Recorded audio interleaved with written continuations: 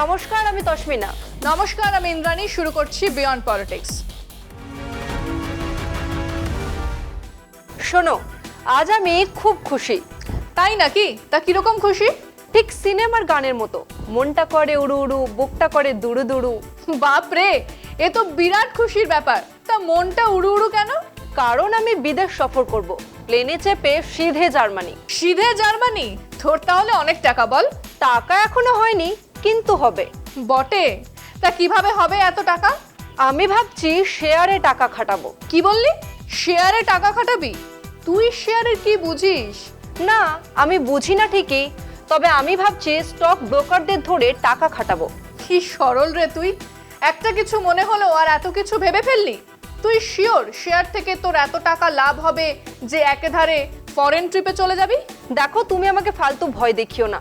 কত লোক শেয়ার থেকে কত টাকা করেছে জানো? আর এবার টাকা খাটিয়ে আমিও জার্মানি ঘুরতে যাব। মনটা করে উড়ু উড়ু। কিন্তু আমার বুকটা তো করে দুরু দুরু। কেন গো? আমি শেয়ারে টাকা খাটাবো বলে? একেবারেই তাই। চারপাশের যে খোঁজ খবর রাখিস না সে তো বোঝাই যাচ্ছে। কি খবর বলো তো? নিজেই দেখে নে। আজ ভ্যালেন্টাইন্স ডে। গত এক সপ্তাহ ধরে চলেছে ভালোবাসার মরশুম। গোলাপের লালে সেজে উঠেছিল প্রিয় মানুষের হাত। আর সেই ভালোবাসার মরশুমেই লাল হলো শেয়ার মার্কেটও। তবে গোলাপে নয়, রক্তক্ষরণে। 2025 সালের শুরু থেকেই টালমাটাল ভারতীয় শেয়ার বাজার। বিনিয়োগকারীদের লোকসান ক্রমাগত বাড়ছে। একদিনে বাজার থেকে উবে গিয়েছে বিএসইতে লগ্নিকারীদের প্রায় 9.3 লক্ষ কোটি টাকা। 12 ফেব্রুয়ারি পর্যন্ত 6টি ট্রেডিং অধিবেশনে মোট ক্ষতি 24 লক্ষ কোটি টাকায় দাঁড়িয়েছে। অথচ মোদী সরকার সম্পূর্ণ নিশ্চুপ। মধ্যবিত্তের বিনিয়োগ ক্রমেই তলানিতে। কিন্তু সরকার কি করছে? গত বছরের সেপ্টেম্বর থেকেই শেয়ার বাজারে একটানা পতন চলছে। সেন্সেক্স 2% কমেছে, নিফটিও পড়েছে প্রায় 2%। মিড ক্যাপ ও স্মল ক্যাপ সূচক 5% পর্যন্ত নেমে গেছে। শুধু ফেব্রুয়ারিতেই বিএসই তালিকাভুক্ত কোম্পানিগুলিতে বিনিয়োগকারীদের সম্পদ মূল্য 17 লক্ষ কোটি টাকা কমেছে। অর্থাৎ বিনিয়োগকারীদের সম্পদ ধ্বংস হচ্ছে, কিন্তু মোদী সরকারের কোনো সুনির্দিষ্ট পরিকল্পনা নেই। বিদেশি বিনিয়োগকারীদের আস্থা একেবারে তলানিতে। 2024 সালের অক্টোবর থেকে তারা 1.7 লক্ষ কোটি টাকার শেয়ার বিক্রি করেছে। শুধু জানুয়ারিতেই তারা 23টি ট্রেডিং সেশনের মধ্যে 22টিতে বিক্রেতার ভূমিকায় ছিল। ফলে বাজারে প্রবল চাপ পড়েছে। মানুষকে স্বপ্ন দেখানো হয়েছিল ভারতীয় অর্থনীতি শক্তিশালী হবে, কিন্তু প্রতিদিন তারা তাদের বিনিয়োগ হারাচ্ছে। সরকার কিছু বলছে না, করছেও না। 2025 সালের জানুয়ারিতে ব্যাংকিং, আইটি, তেল ও গ্যাস এবং অটোমোবাইল খাতে ব্যাপক শেয়ার বিক্রি হয়েছে। ব্যাংকিং ও আর্থিক পরিষেবা 23,000 কোটি টাকার বিক্রি, আইটি 6,100 কোটি টাকা, তেল ও গ্যাস 1,500 কোটি টাকা, অটোমোবাইল 5,500 কোটি টাকা। হঠাৎ এই ধস কেন? শেয়ার বাজারের ধসের অন্যতম কারণ মার্কিন প্রেসিডেন্ট ডোনাল্ড ট্রাম্পের নতুন শুল্ক নীতি।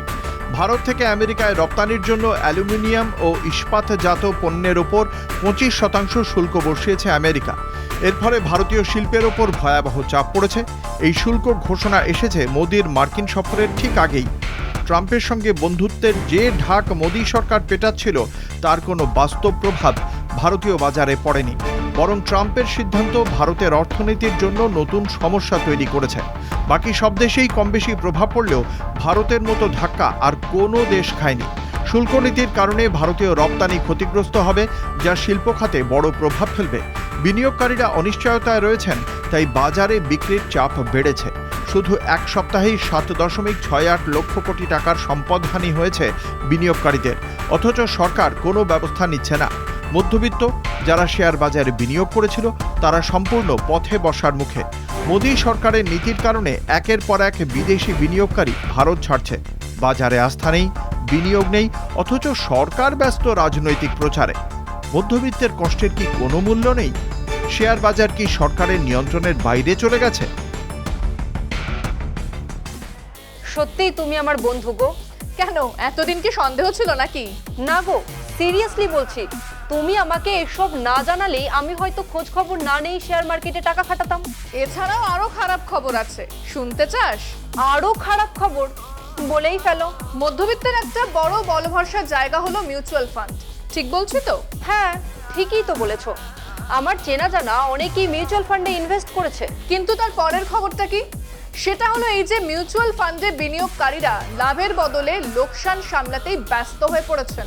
আরে পুরোনো দিনের সাদা কালো বাংলা সিনেমায় দেখাতো না ব্যাংক লাল বাতি জ্বেলেছে, এ তো খানিকটা সেরকমই। হ্যাঁ, তা কাছাকাছি গেছিস বই কি। পুরোটা একটু ডিটেলে বলো। বরং তুই এই খবরটা দেখে নে। মিউচুয়াল ফান্ড মানেই সঠিক বিনিয়োগ, নিশ্চিত ভবিষ্যৎ, এমনটাই বিশ্বাস করেন সাধারণ বিনিয়োগকারীরা। কিন্তু 2024 সালে সেই ধারণা পুরোপুরি ভেঙে পড়েছে। 34টি ইকুইটি মিউচুয়াল ফান্ড বিনিয়োগকারীদের সম্পদ ধ্বংস করেছে, যেখানে বিনিয়োগ করলে লাভের বদলে মানুষ লোকসানই গুনছেন। মধ্যবিত্তরা শেয়ার বাজারে বিনিয়োগ করে স্বপ্ন দেখেছিলেন, কিন্তু মোদী সরকারের অর্থনৈতিক নীতির কারণে সেই স্বপ্ন আজ ধূলিসাৎ।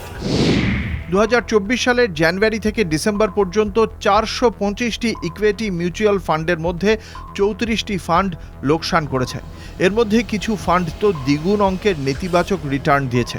সবচেয়ে বড় ধাক্কা লেগেছে কোয়ান্ট পিএসইউ ফান্ডে বিনিয়োগকারীদের, যেখানে এক বছরে 20.28% পর্যন্ত ক্ষতি হয়েছে।